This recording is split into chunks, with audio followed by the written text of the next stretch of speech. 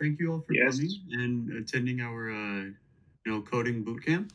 This is for our online hackathon. We're actually really excited for it. We are so close to passing the $200 or the 200 person mark.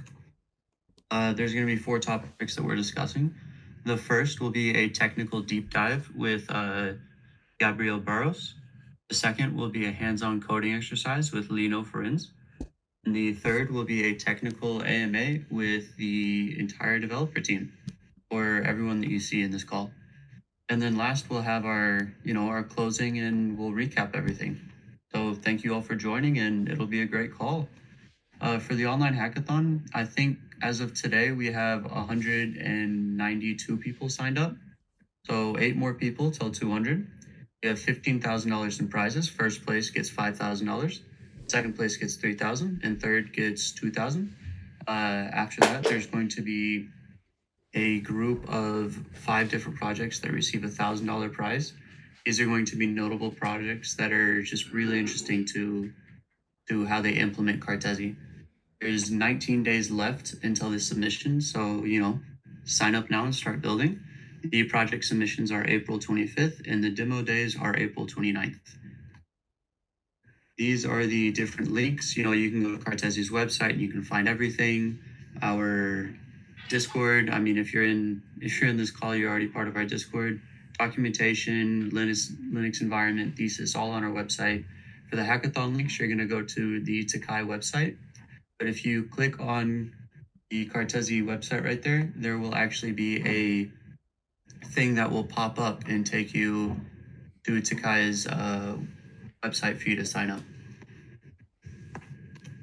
And yeah, feel free to scan this link and join the hackathon. Let's get started. I think next will be Mr. Barros, and he'll be giving So apparently some people are having trouble with audio as well, just like I had. I needed to change the default adapter for sound on my system and then rejoin the session on Discord. Just changing on Discord didn't work for me. I hope it helps. So yeah, let me share my screen.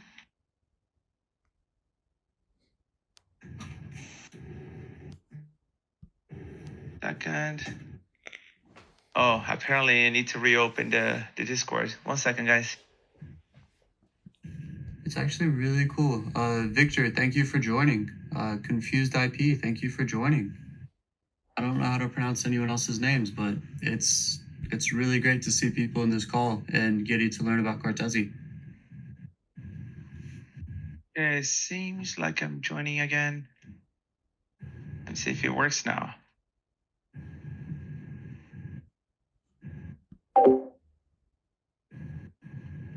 Okay, it seems like you guys can see it. Oh, did it went away? Yeah, it went away, but it worked fine before. Oh my God. I don't know why. As soon as I started the presentation. Yes, looks Anyways, good.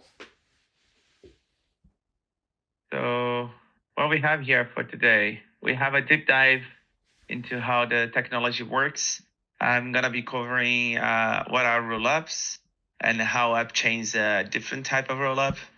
Finally, I'm going to explain a little bit what is the Cartesi machine, how it works, what makes it possible for us to have the things that we do. And finally, I'm going to explain how fraud proofs engage in this whole ecosystem so that everything is secure. And finally, I'm going to show a little bit how the APIs work for those who want to actually develop using Cartesi.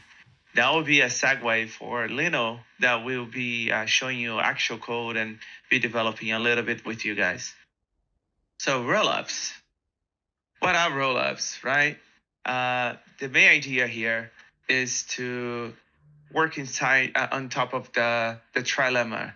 So the blockchain ecosystem has this huge problem called the trilemma, where you need to choose two to develop and to optimize to, and on behalf of the other, the third part. So the rollups, they're trying to address the scalability here, and while trying to maintain the same level of decentralization security as the base layer. So what does it give us? So first, depending on how you do your rollup, you're gonna get a lot of transactions per second. Then that actually translates into having more computation, but not necessarily more memory. So then you have some rollups that we will emphasize on that as well. And at the end of the day, the idea is to have overall cost reduction in running any DApp that you plan on building. And what do they do, right? They expand their capacity of computation. And specifically Cartesi and many other projects, we do this using something called optimistic rollup. How does it look like? How does it look like in the blockchain system, right? Basically, you start up sending a transaction to Ethereum. Let's use Ethereum here as a base layer for this example. So you send a transaction to Ethereum stating a state of the off-chain computation that you will be doing in the future, so that everybody can agree on the settings that you're starting with. So that would be like your DApp, that would be the network if you're talking about Arbitrum or Optimism, for instance. And then you keep sending transactions to the base layer blockchain. But these transactions are not processed over there. The idea is your off-chain settings will pick up on that and will be processing this information off-chain. And from time to time, you will do a checkpoint on-chain where everybody that was doing this validation can agree that the result is correct or not. However, differently from other solutions, the optimistic rollup tells you that you need to wait for a 7-day window, and that's up for debate. That's what it's mostly used for now. And after that 7-day window, if nobody says anything is wrong with the computation posted, it means that everybody accepts that the computation is correct. That's why it's called optimistically, because you expect that the result is correct. That's the premise. And only if there's something wrong, you act upon it. And then what are off-chains? What's special about that? So off-chains, they are a different take on how to do a rollup. So most chains and the rollups themselves, they act on a global state setup. What it means is if you add more computers to the network, you're not going to improve the capacity of the network to handle more transactions or even more sophisticated computation. What it does, though, is to make the whole network more secure. Why is that? It's because all these computers, they are dedicated to compute everything that is to know about the chain. So transactions that are happening on one side of the globe are going to be processed by validators or miners on the other side of the globe, and so on and so forth. So there is no segmentation, and everything is a shared global state. That is good for some aspects. So it makes the network very resilient, censorship resistant as well. And also it makes it easier to integrate DApp functionality. So one DApp can piggyback on the APIs of other DApps and make ever more complex and interesting applications. However, that does open you up for some downsides as well. So for those of you who were here for a while, you might remember the CryptoKitties situation. So CryptoKitties was one of the very first very successful applications. And what did they do with the network? They clogged it. So now CryptoKitties themselves, they were limited by what Ethereum network could process, but also all the other applications were basically shut off for a little while because the transaction cost was so high that there was no point on trying to use it, right? And that is one thing that people have been calling network gentrification. So it makes, with time, the more as the network gets to be more interesting, it's just like a city center. It gets gentrified, it gets very expensive. Then you need to really be cautious about what new business, so to speak, you're going to be opening in this plot of land in the middle of the city. However, app chains, they are completely different in that sense, because you're creating rollups. They are specific to your own application, so they don't share resources and compete against themselves. So they are really segregated. That does not mean that a validator from, for instance, DApp A cannot be working on DApp B as well. They can. But even then, these resources are going to be split, because you still have all other validators that will work only for DApp A, for instance. That means that, for instance, if DApp C eventually becomes a CryptoKitty scenario, they're going to have the freedom to change settings here, to make the network more robust, to change fee structures and things that will actually make sense for their own application. And even if they fail in doing that, they won't be affecting the rest of the ecosystem. They are not competing for the same resources. Now, the Cartesi machine. So one thing that happens is most of these networks, most of these rollups as well, these two based on the EVM model. So they copy the Ethereum virtual machine that processes Solidity, Viper, to do smart contracts. And that's good, because it's a very limited domain-specific language, very limited domain-specific machine that gives you a smaller scope to secure your application. However, at the same time, it makes it very difficult to inherit all the knowledge that we have from 40 plus years of software development. So what this means is eventually you're gonna find yourself reinventing the wheel all over again. So how to do a string matcher, how to parse a JSON, how to calculate logarithm inside a Solidity contract. That's horrible. And also, it is limiting the capacity of processing information in general, because the Ethereum machine is a stack machine that is very simple. You don't have access to, 16 gigabytes of RAM or something.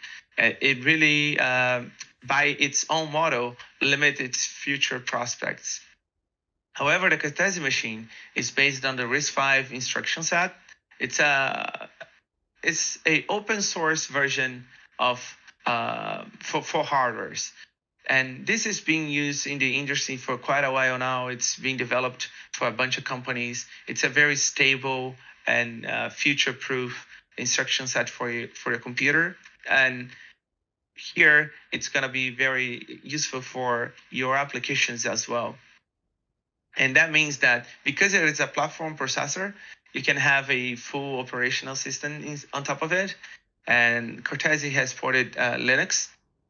Actually, the community of Linux made the stronger effort overall, but we have done the last ride of porting the kernel to RISC-V as well.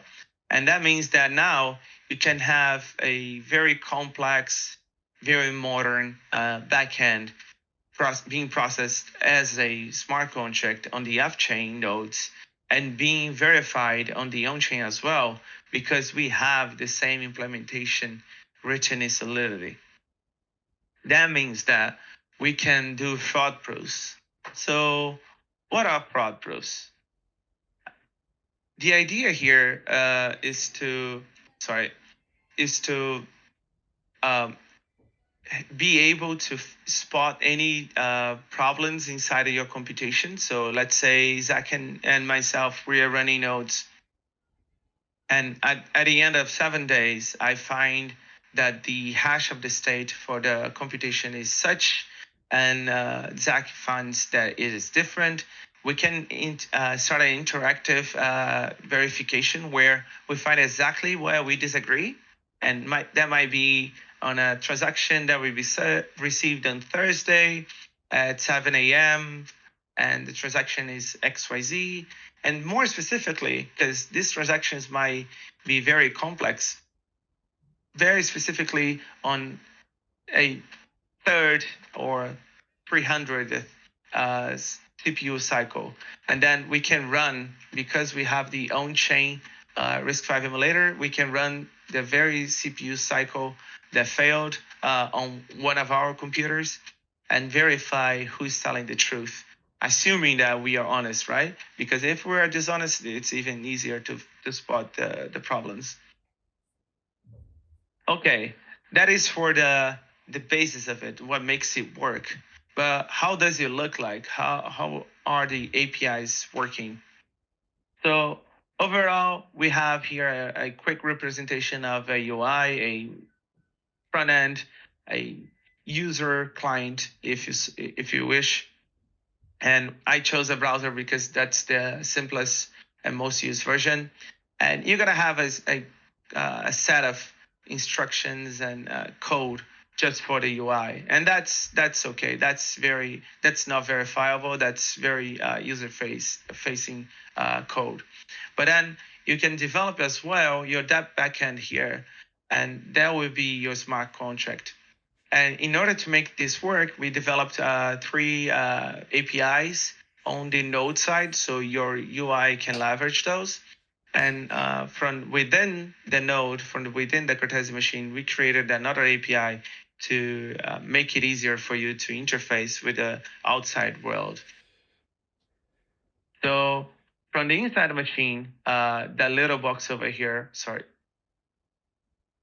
this little box over here, we have this API here, which basically has these endpoints. The very first one, called finish, is basically the end of a transaction.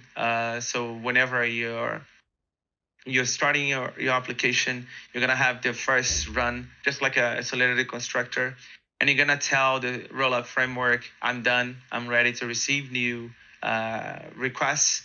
And this guy over here will resolve, will put your machine to sleep, but then whenever you have a new instruction, it will resolve with the instruction itself. And these are gonna be of 2 types, advanced state and inspect state. The first one is just like a Solidity contract that changes the state. So let's say a transfer function in our ERC20. So whenever I'm transferring Zach some tokens, this is the kind of request that would show up over here. But then I might just be asking for my balance. So how many tokens do I have in this ERC20 token? I might be receiving then an inspect state type of request. The difference is already stated on their name, but basically it means that you need to be able to handle a request where you cannot save information. That's the basic difference here. So no matter what you do inside your code, this guy will revert back to just before you received the transaction, the HTTP API call. Then you're gonna have, this is inputs, right? This is the outside world talking to your contract. And now you can have here 3 ways of talking to the outside world. You first can add a voucher. So this is going to be your transaction in the future. So let's say you want to interact with Uniswap contract on Ethereum, or you want to use a USD ERC20 token over there and just transfer a deposit to somebody. These are going to be vouchers. So they effectively are transactions, but they need to wait for settlement period. So those 7 days I was talking about before, that's why you need to wait for a little bit. Once you have the settlement period done, then your voucher can be claimable. So when you claim, it becomes a transaction. You notice it's similar to a voucher, but it has no monetary value. Basically, you can state facts. So let's say for some reason, I have this NFT generating contract, and I want to tell everybody who created the NFT. In Ethereum, you can just create an event, but events have no proof attached to them. So if I come to you with a payload for an event telling that I transfer Zach will not trust the event. it does not mean anything. He wants to know the transaction hash so he can verify the computation himself and see that the transaction is included. And notice it's more powerful than that. And notice, even though it's just like an event, because it has a proof attached to it, you can check that the proof is applicable. You can verify that on chain, and therefore you can trust the payload. And finally, you have a report. Report, it's more or less just like a log in any backend system. It has no, proof attached to it. However, it's very useful when you're trying to debug something, or if you're trying just to grab some information from inside the machine. Reports will be created more often by inspect state requests. So if you're trying to check what is your balance at a certain moment, probably an inspect request will be replied with a report. And then from the outside machine, the counterpart. So you can call add input to the Solidity contracts on the chain you deployed your rollup. These are gonna create advanced requests on the internal side of the machine, and you can query. So every Cartesi rollup node has a database storing the state created by the backend code. So you can query what are those outputs. So you can query what new vouchers were created, notices, and reports. And you can also make the inspect state request directly, like I was talking before. And finally, when you have the settlement period done, you can call the Solidity contract with the rollup system on chain with the voucher that you can already execute. And that's it for the overall deep dive. If you guys have any questions before Lino can get started with the coding, that's your cue.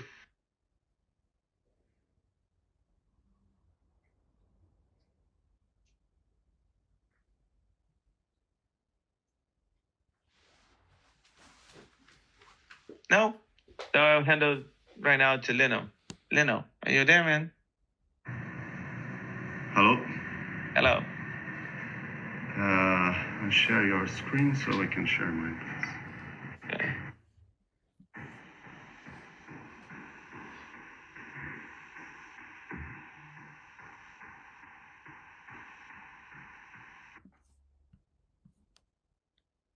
So what I plan to do today, it will be just get and run the Echo Python with the Echo frontend, which is a web interface. Then I'm going to make some changes in the Echo Python. Then I'll run with the frontend console, which is a little bit more powerful. And then I'll create an app with some cool libraries using the host mode. So the requirements for you in your system, you should have your the Docker desktop. So you'll be able to run the node services and also the local hardhats, which is a local chain for testing. Also Node with Yarn for the front-end tools, and then since we are running on the host mode, you should have your preferable languages and tools in your host machine. So in this session, I'll use Python, pip, and virtual-env library. So in this Echo Python, I'll just clone the repo, build the Cartesi machine, and start the frontend. So first, I'll have this recycle here. So clone the rollups examples, build the images, start backend, and then from the frontend Echo. Yeah, I'll just start the.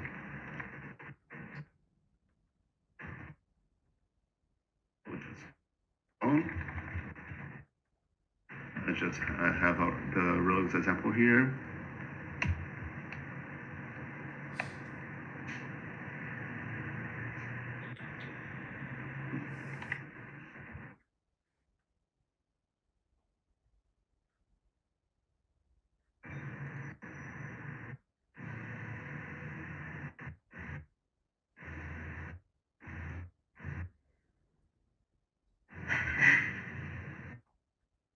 So let's start by running the Apple Python. So the Apple Python, it's a simple example that will just receive the inputs from the blockchain, and then we'll just send back as notices. So just to explain a little bit this code here, it's you can see that's a very simple code. It imports normal Python libraries and uses, it's totally normal code. But we have a special structure, and what you have here, it's so what Gabriel said. So here it will in this infinite loop, will just keep getting new inputs to process. So you'll get on the finish endpoint here, get the next endpoint, and then we'll get from this endpoint, we'll just use one of these two handlers. So if we receive is handle advanced state in this request type, we'll run this handle advanced function, and if it's an inspect, it will use this handle inspect. So, and you can see that it receives this data. It has the payload inside the data, and we'll just create a notice with the payload, with the returning what you just received. So let's run this.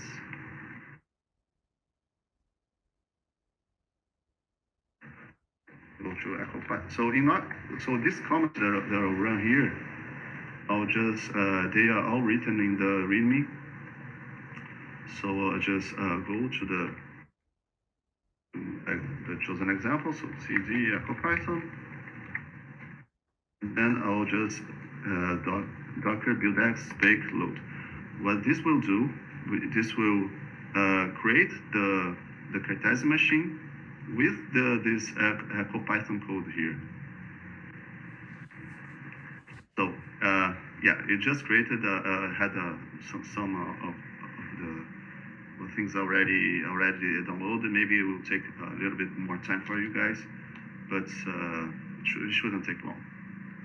So now I'll just start the Cartesi node, and we'll use all these compose files here.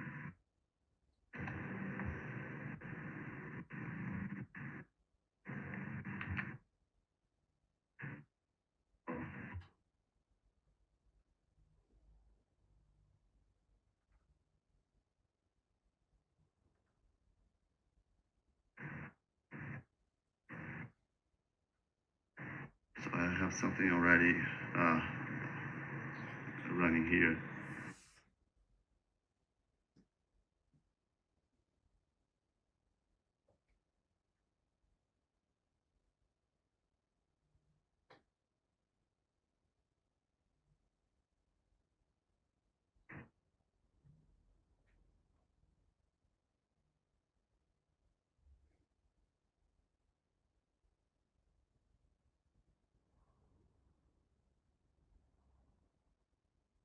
So what I'm doing, I had already some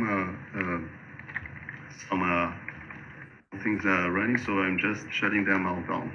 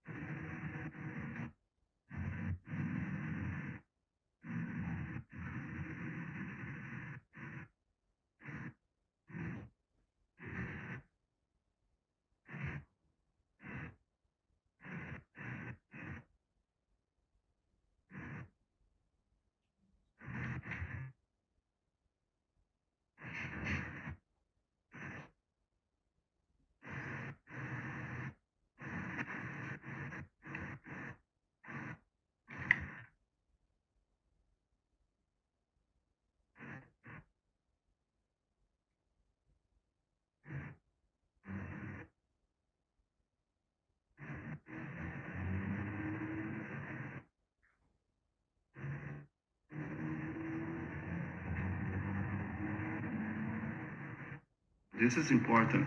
Whenever you run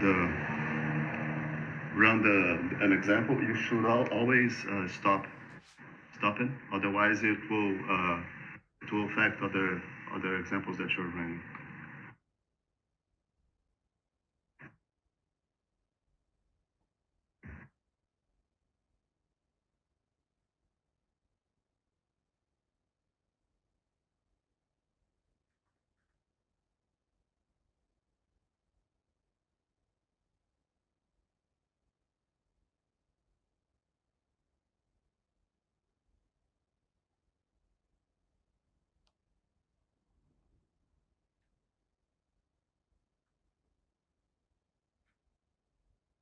Helena, why did you use down-v?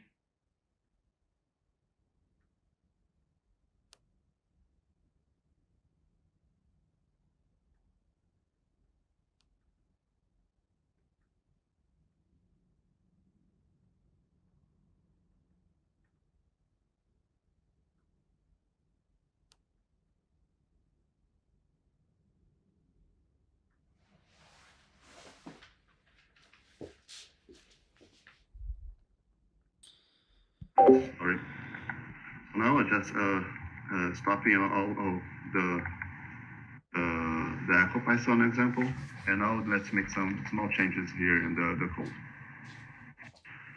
So one thing that we have to note that whenever we're receiving anything here inside any message, it's encoded in hex. So in order to change or do something, I need to convert back to string since I'm sending strings here.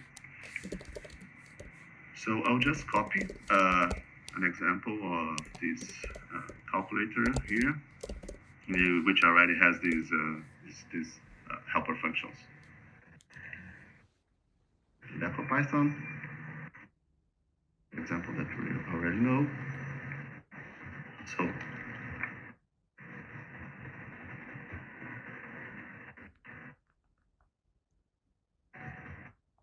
the payload, but this time I'll just convert from hex to string so I can do some changes.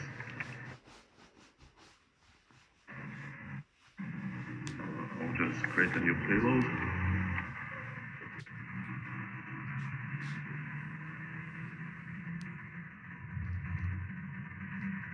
Some small things here, and then I'll just send this new payload to the notice. But this time I'll have to convert back to hex, so I'll have to do this here.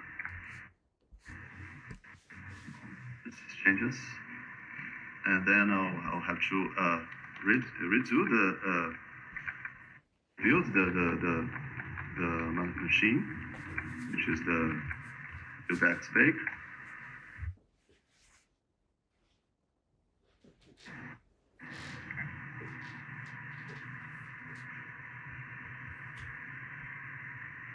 I'll see rebuilding, and then I'll start the backend.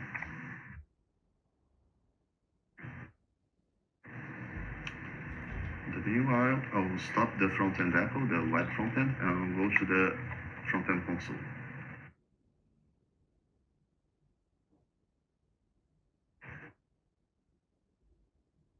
Install the dependencies.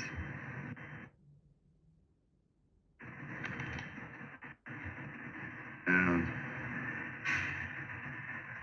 I should generate some code here. And I can interact with the application. Start, input, send.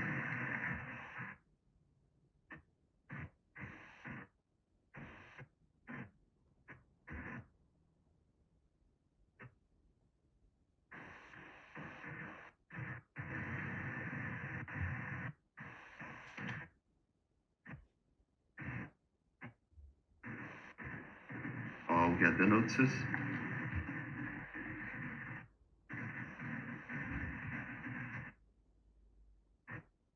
So I can see that the change that I made, I can see the result here.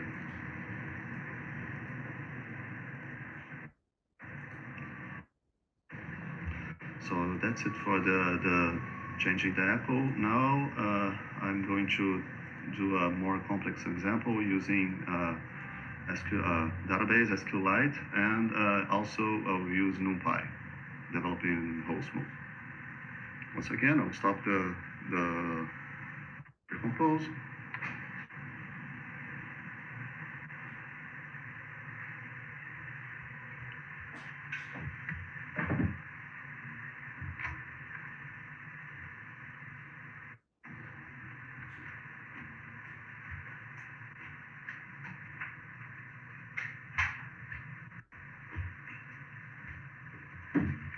Now amount the volumes.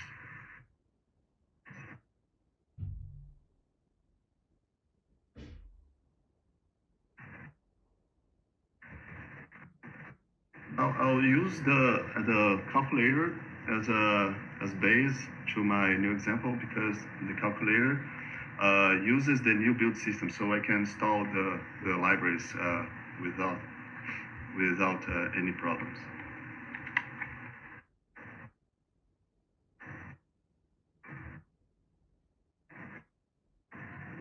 So now I'm going to use this calculator here to create my new example.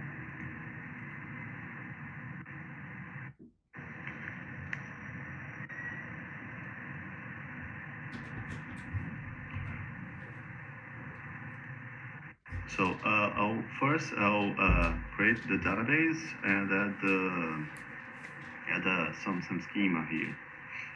Once again, I'll go back to another example, which is the SQLite. There's already something here, some helpers here. So we'll just copy. I won't need this parser. I'll create the database. Also, I'll create the initialization of the database.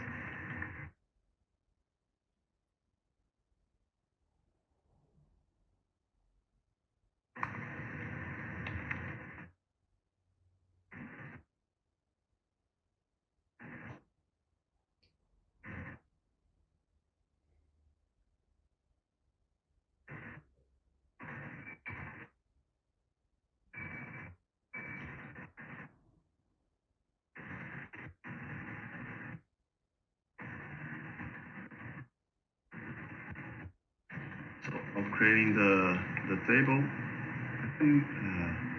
We'll use just a simple table with name and age.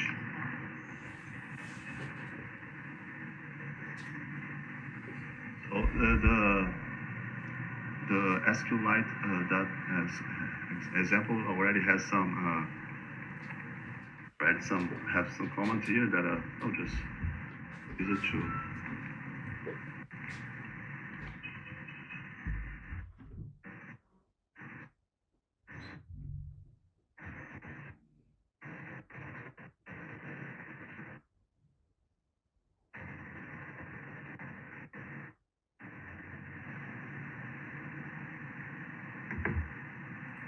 And then I'll init the database when before I start the program.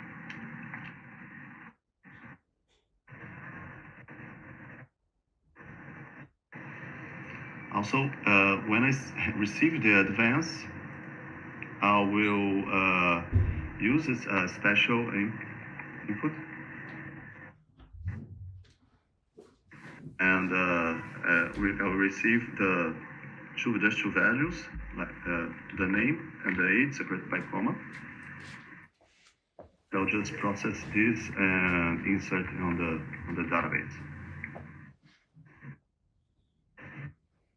I'll remove the calculator part here. So the input to be this kind of input here. So just use simple split function, and then name will be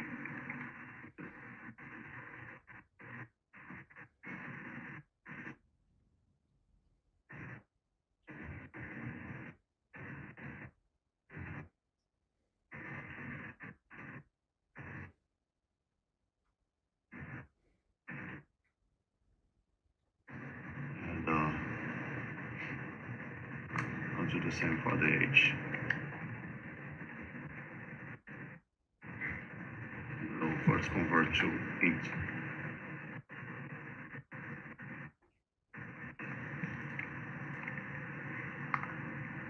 Now I'll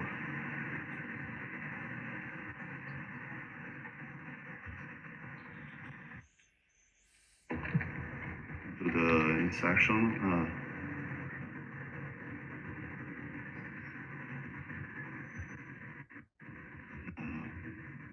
Well,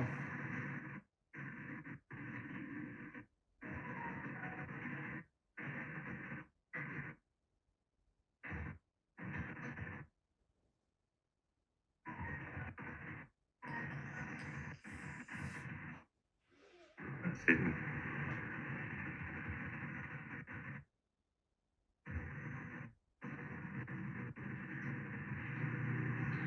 So let's test this. So I was saying, there might be a use typo in values. okay.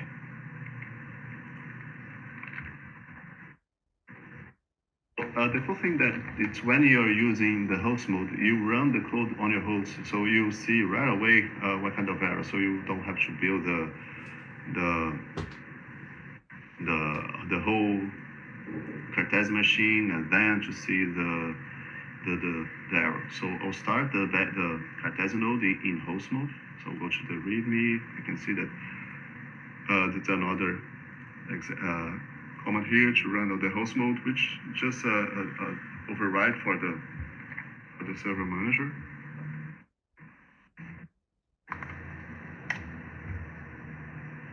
And this will deploy everything on the local hard hat.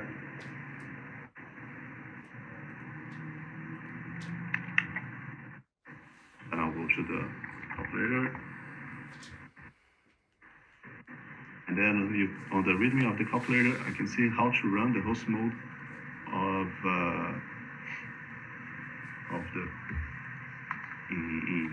Python.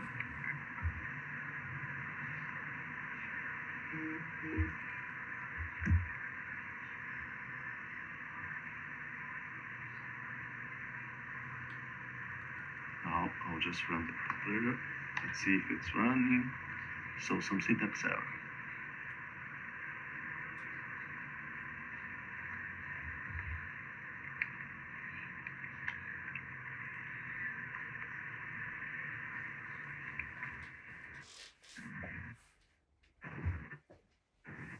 It's running. Now I will interact with the application using the frontend. Let's some users.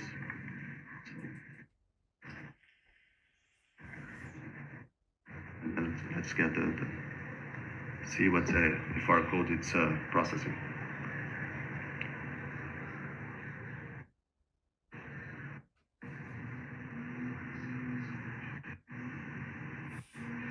Oh yeah, but in order to split comma, I have to give the value that I'm splitting. So yeah, I'll just restart my code.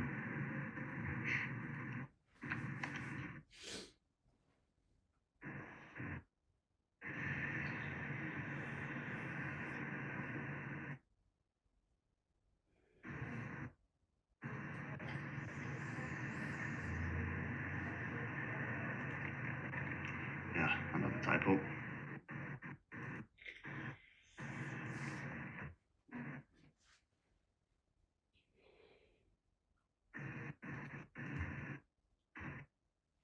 You see, using the host mode very makes the debugging very fast.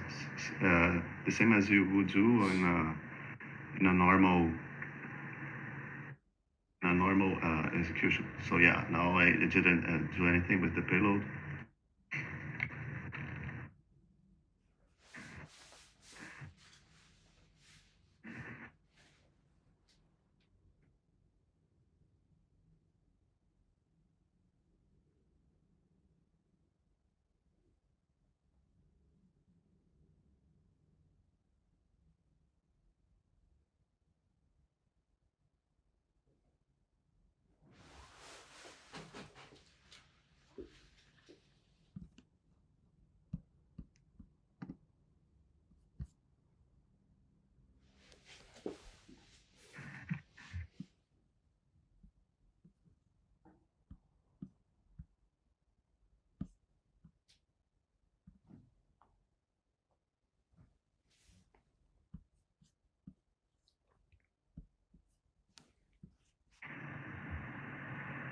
So yeah.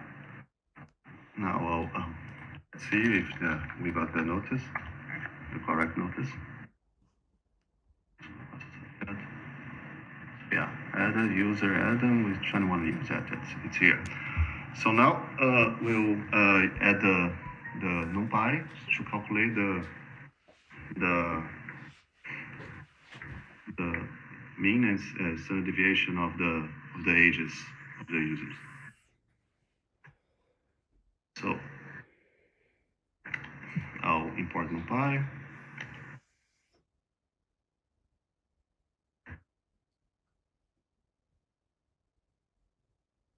Then I'll do this on the inspect. Also have the exception handling here.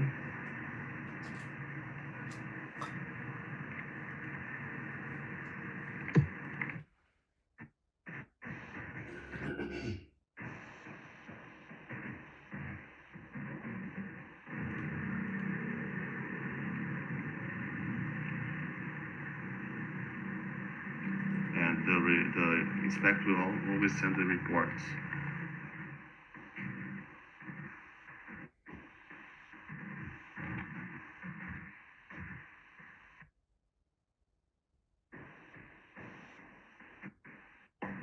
Right.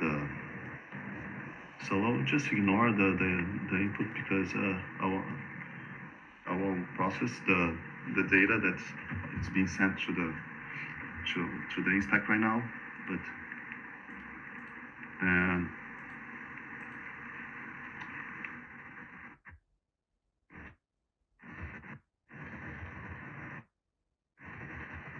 like this new statement.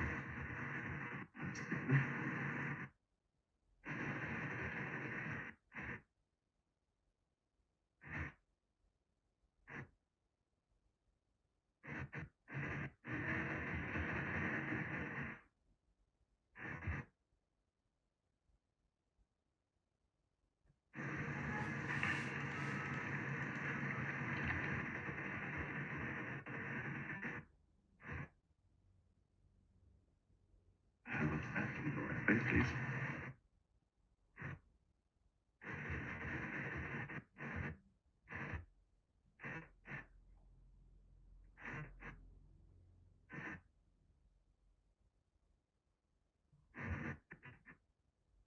It's an array, by array.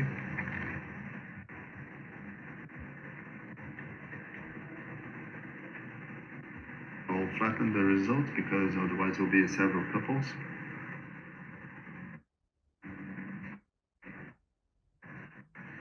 And then the report will be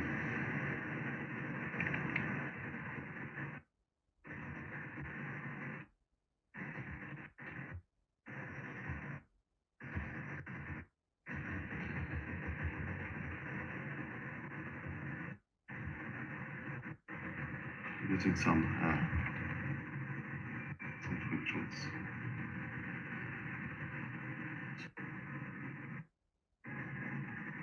Now stop the again, but now I have to install the NumPy here. So install.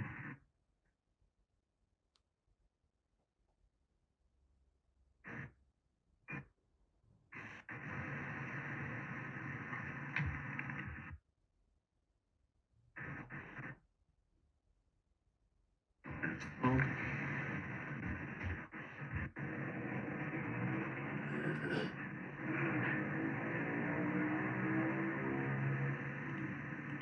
And now let's do some interact with the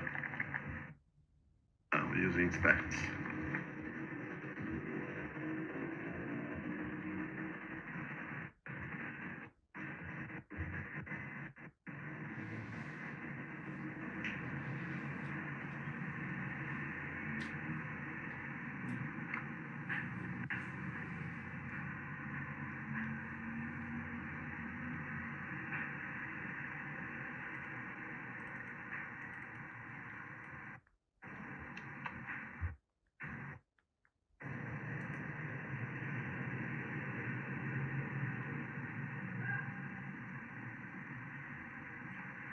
So I'll just log the result here. Very.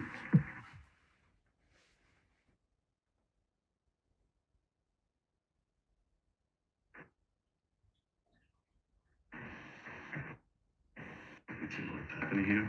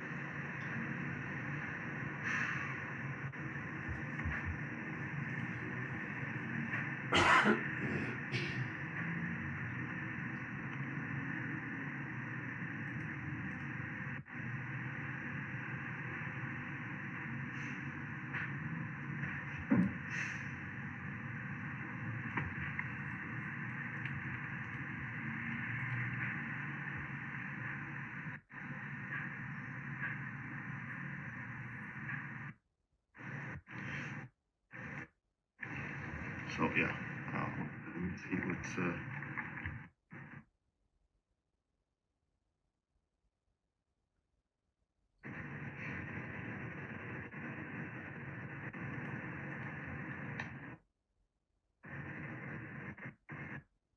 Now I have my the things working here. So now I have everything working. I'll just create the Cartesi machine with this code. So now I'll have to go back to the Docker file, and you can see that this Docker file it's using it's emulated RISC-V with the Ubuntu that we built with the Python in here. So what I'll have to do, I have to install SQLite and NumPy, and then I'll be able to start the code inside Cartesi machine. So I'll go to SQLite. There's already an example on how to install here.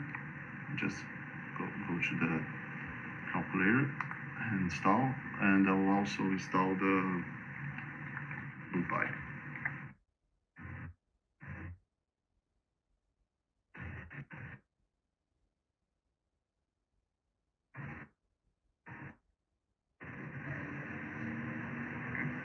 So yeah, since I'll need only some files, I'll just copy the required files.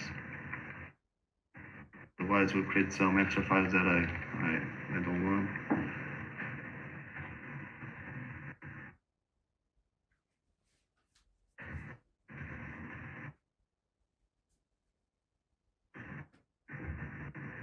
I'll also change the entry point to have the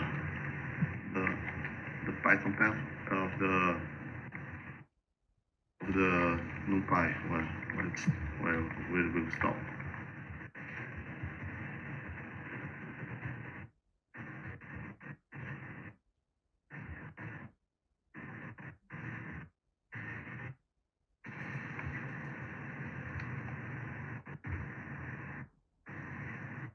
Yeah.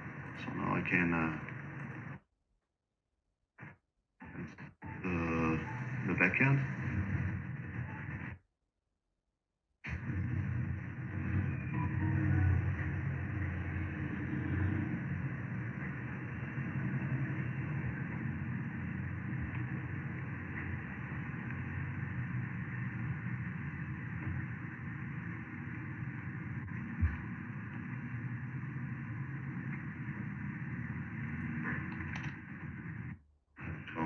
audience.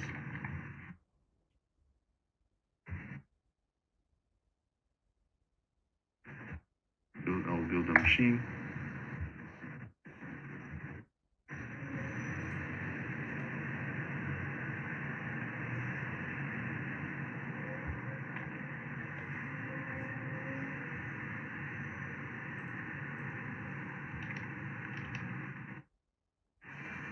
And because I'm using this app here, I'll just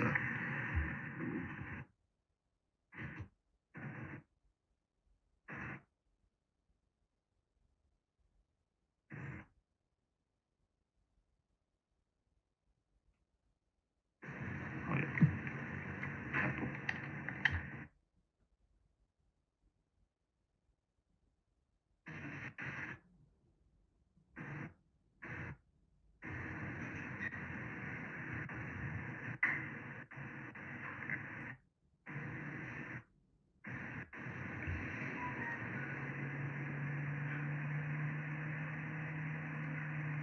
Yeah, will work.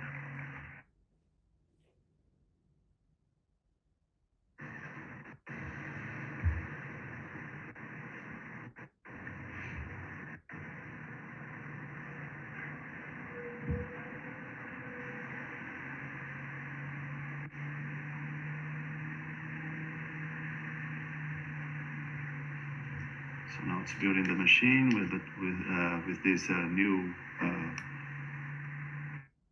these new comments that I put here. That's how it's downloading these packages to the machine.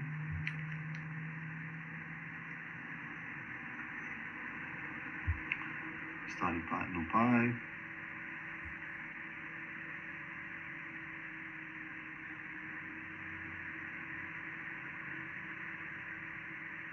Requirements.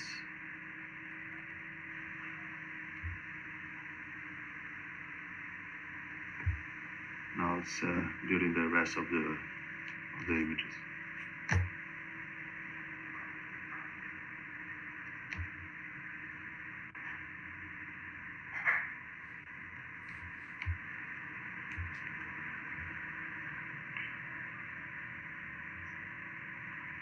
Yes, now it's starting the code, so we'll be ready to receive the inputs in on the finish endpoint inside Cartesi machine.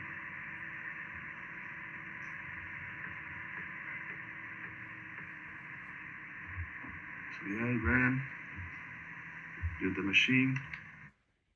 Now we can start the backend in mode.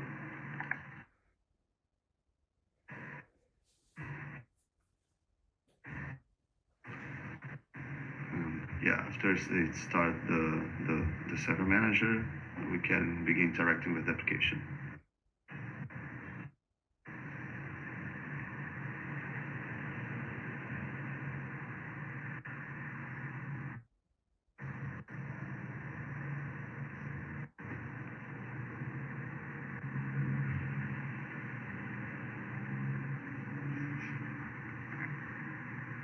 So yeah, now I see the server manager.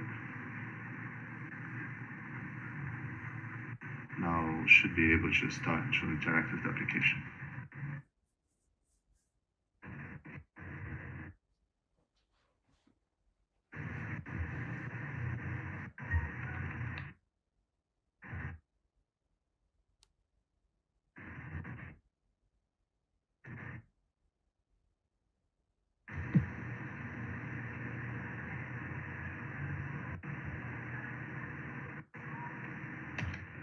Let's inspect. Yeah, so let's add another someone here.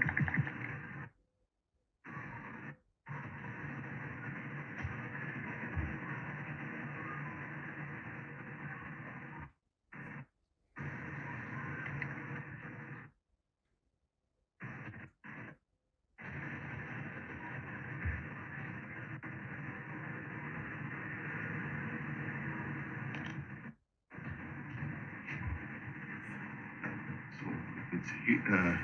that we were able to have a buying side and do some processing. So from here you can have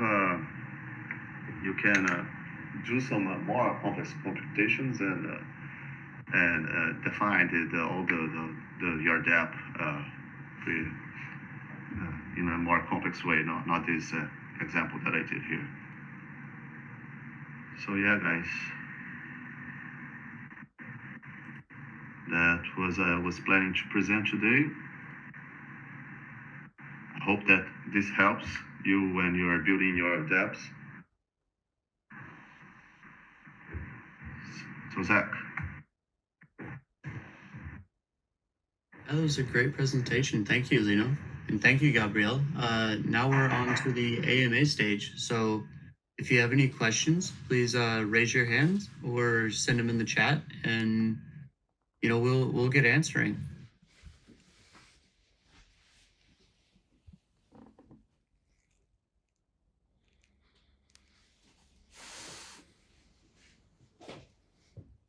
Also, I'd just like to add once more, as I posted on the chat, Shaheen has been organizing some office hours. He's been calling them hacker hours. So if you have questions, if you want to see a piece of this presentation again, and if you just like to have a one-on-one where you can feel more comfortable to have better explanations, you can just find Shaheen and try to set up those meetings with us.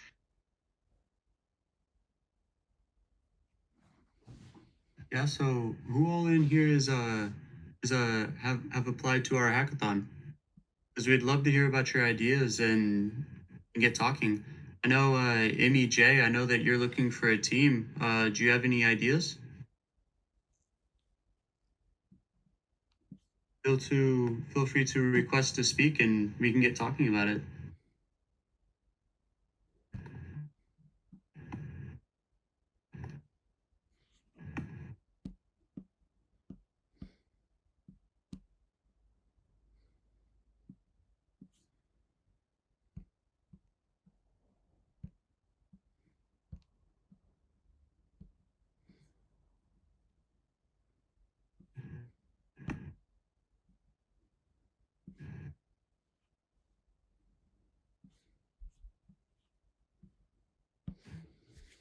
Hello, am I heard?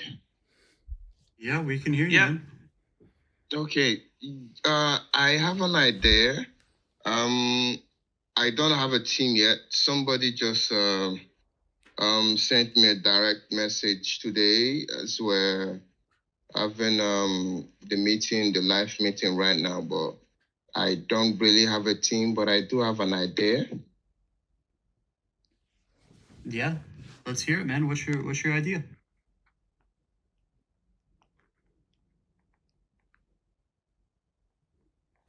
It's a life insurance DApp. So there are two interfaces, a owner, and then the other interface is for beneficiaries. So the owner can create a list of beneficiaries. The DApp is supposed to receive ATAs. Then in the case of the owner passing away, the beneficiaries can automatically receive the funds that were deposited into the account.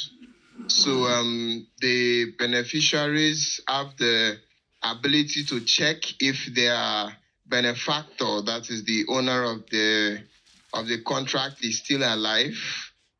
And once the owner just gets to click on a button that states last alive, it's update the time.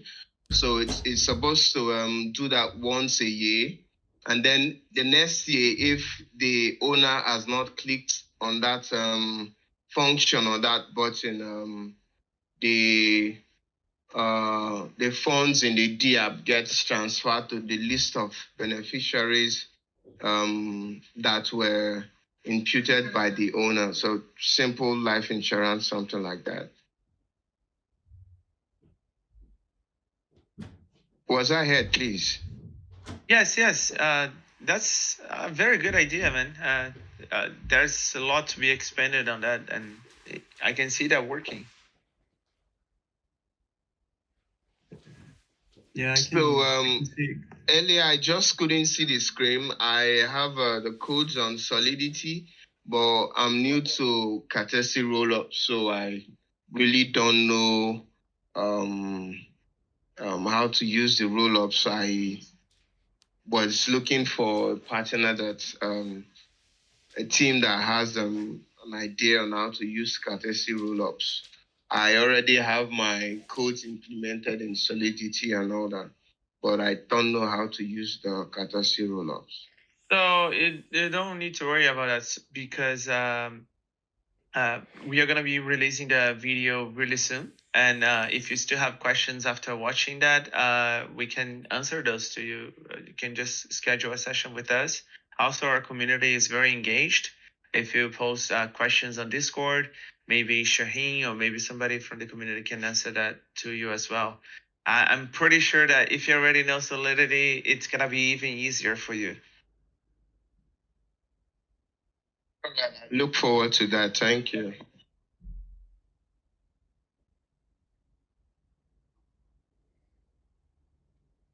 Do you have more questions besides those that are already expressed? No, not for now. I think I really need to try my hands on the roll up and get confused, get lost, and come up with more questions. So for now, I don't have more. Awesome. Thank you, man. Thank you for joining. Yeah. So, does anyone else have any ideas that they'd like to talk about? 0x Surd, Gabrielle, would y'all like to speak at all?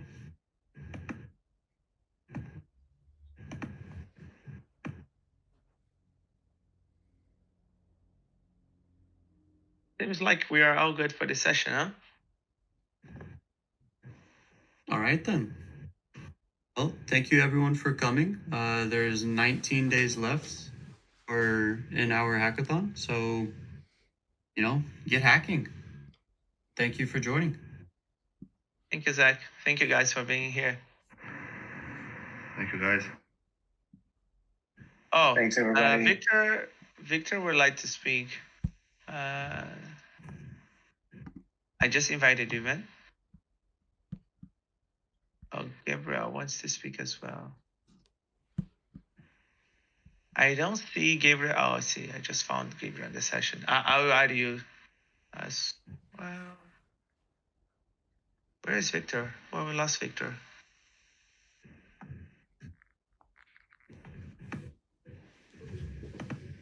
I'm inviting Gabriel for now. Oh, Victor just joined. Hey, there, man, can you hear us? Hey everyone. Hi guys. How's everyone doing today? Pretty good. Yeah, I actually invited Gabriel on here. I was hoping he could go first before I speak, because I believe he has a really interesting idea. And I would love everyone to hear about it. I just invited him. He just needs to accept the invitation to speak. Okay, yeah. So I invited Gabriel and Magical Vibes. I guess any one of them could actually speak. But yeah, Gabriel, if you see the invite, you could just accept it. That would be cool. I just invited Magical Vibes as well. Why are they okay? Maybe they're having problems with their connection. Let me see if I could text them. Be right back.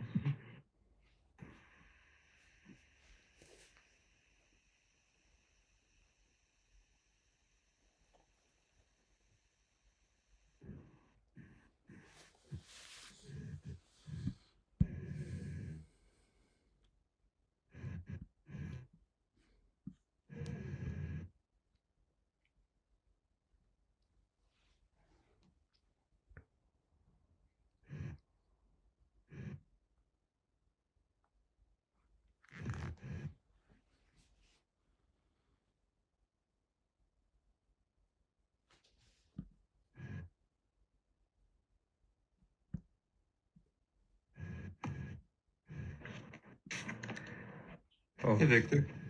Yeah, my bad. It looks like they won't be able to hop on the call, but about last week I actually engaged with two of them, and I was really interested in their work so far, and I motivated them to head to the hackathon and really get their hands on building. And they Awesome, man. yeah, and I hopped on a call with them yesterday actually.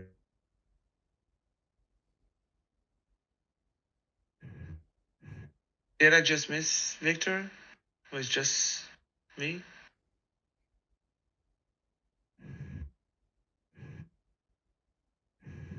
Are you guys hearing him? No, I'm not. Hey, Victor. Looks like we lost you, man.